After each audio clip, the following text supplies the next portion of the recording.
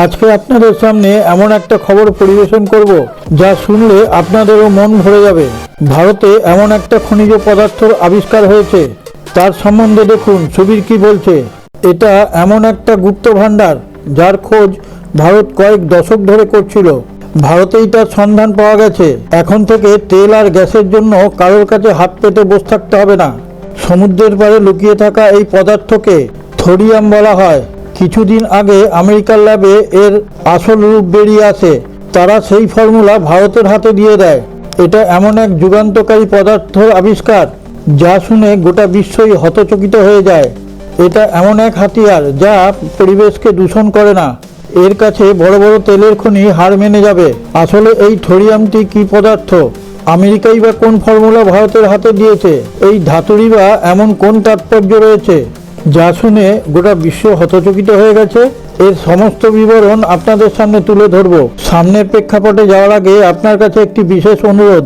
আপনি যদি আমাদের চ্যানেলটিকে এখনো সাবস্ক্রাইব করে না থাকেন, এখনই সাবস্ক্রাইব করে পাশে থাকা নোটিফিকেশন বেলটি ছুঁয়ে অলে টাচ করে একটা লাইক দিয়ে শেয়ার করে দিন।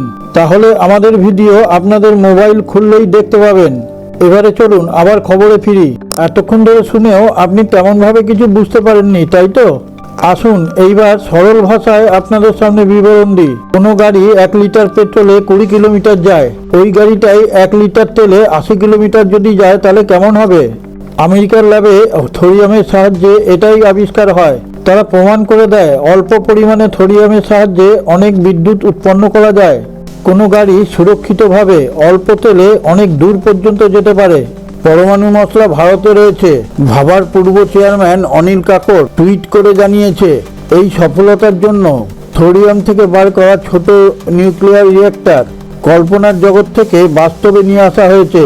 আমেরিকাতে তৈরি হওয়া এই টেস্ট ভারতের সঙ্গে কি প্রয়োজন আছে? অতি অবশ্যই প্রয়োজন আছে।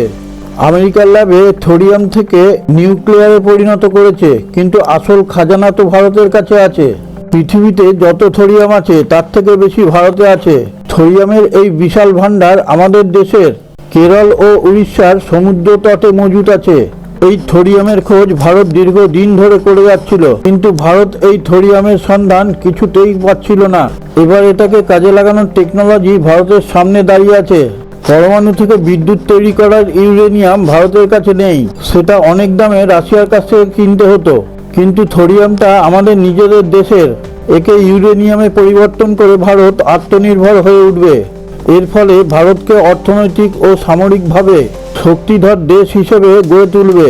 এবার ভারতকে আটকানো কোনো মতেই সম্ভব না। আপনার মধ্যে প্রশ্ন জাগছে থোরিয়ামটা কি, আর এটা যদি এতই শক্তিধর হয় তাহলে এতদিন ব্যবহার হয়নি কেন? এটাকে বলা হয় সাদা সোনা। এর জীবনপঞ্জি এবার আপনাদের সামনে তুলে ধরছি। থোরিয়ামের নাম 232। এটা প্রকৃতির থেকে পাওয়া রেডিও ধার্মিক পদার্থ। এটা সাদা ধাতুর মতো দেখতে লাগে।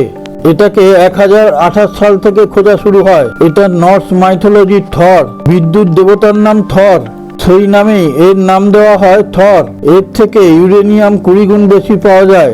কিন্তু এর মধ্যে একটা কথা আছে, থোরিয়াম থেকে সোজাসুজি বিদ্যুৎ পাওয়া যায় না, যা ইউরেনিয়াম 33 থেকে সোজাসুজি পাওয়া যায়। এটাকে প্রথমে এক প্রক্রিয়ার মাধ্যমে ইউরেনিয়ামে পরিবর্তন করতে হয়, তারপর সেটা ইউরেনিয়াম 233-তে পরিণত হয়, তখন সেটা বিদ্যুতের কাজে লাগে। এটা একটা জটিল প্রক্রিয়া। এই প্রক্রিয়ায় আমেরিকার ল্যাবে তৈরি হয়েছে। এই ফর্মুলা ভারতকে আমেরিকা অনেক আগেই দিয়েছে। সেই জন্যই গোটা বিশ্ব সোজা রাস্তা ইউরেনিয়াম কেনে, যেটা একমাত্র রাশিয়া ও চীনের কাছেই আছে। তাই আমেরিকা ও রাশিয়ার কাছ থেকে ইউরেনিয়াম কেনে। এক মুঠ পরিমাণের থোরিয়ামে যা বিদ্যুৎ উৎপন্ন হয় সেটা একটা শহরকে আলোকিত করে রাখতে পারে। এই থোরিয়াম ভারতকে অনেক আগে নিয়ে যাবে। সারে জাহাঁ সে আচ্ছা হিন্দুস্তান হামারা হামারা, সারে জাহাঁ সে আচ্ছা।